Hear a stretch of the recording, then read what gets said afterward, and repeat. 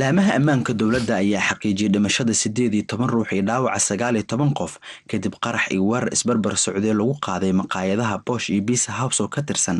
degmada Hodan ee gobolka Banaadir. Weerarka ayaa dhacay abaar 8 fiidnimo wax dhiman waxaanu ku bilowday gaari laga soo buuxiyay waxyaabaha qarxa oo lagu dhuftay inta u dhaxaysa labadaasi maqaayad. afyeenka wasaaradda amniga gudaha xukuumadda Soomaaliya Axmed Maxamuud Axmed Said Carab ayaa warfidiyeenka uga warramay siday wax uga dhaceen maqaayadahaasi. waxaa u mahadcelinaa ciidanka laamaha amniga dowladda federaalka Soomaaliya oo xalay ilaa saakay waa barigii soo gabagabeeyay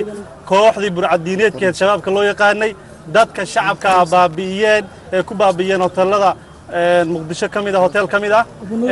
waxaa ku dhintay dad shacab ah oo 18 ruux ah oo hal ruux uu yahay Suuriyaan oo ka shaqeynaya maqaayada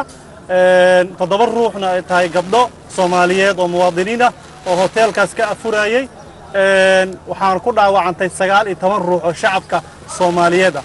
cadawga wuxuu beegsanayaa ma aha maanta dawlad wuxuu beegsanayo ma aha mas'uuliyiin wuxuu beegsanayaan ma aha ciidan waxay beegsanayaan cadawga waxay beegsanayaan ummadda Soomaaliyeed jiritaankeeda inay baabiyaan rabaan ummadda Soomaaliyeed waxaan ugu baaqayaa in cadawgaas laga tajigsanaado cadawgaas loo diyaar garoobo.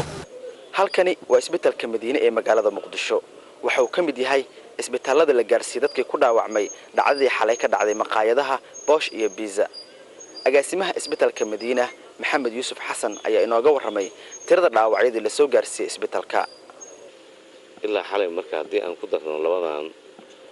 waxa waaye 17 waaye dhaawacyada la keenay isbitaalka oo nasiib waxa waaye yani 8 kamid ah ay ahaayeen dhaawacyo fudud 7 kamidana ay dhaawacyada ahaayeen dhaawacyo qaliimo u baahnay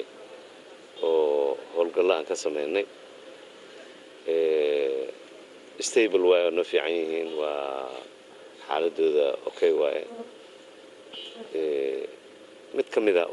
kuwii aan seexinaynay ayaa aad iyo aad yani dhaawaciisa si baan ay u dhaawacnay waa dhintay waxa jiro cadad oo dhimasho ah oo ayagana qaybta meedka la keenoo hayo laakiin weli tira koob oo intay meedka yihiin ma hayno wali. ugu dambeyn laamaha ammaanka dowladda federaalka Soomaaliya ayaa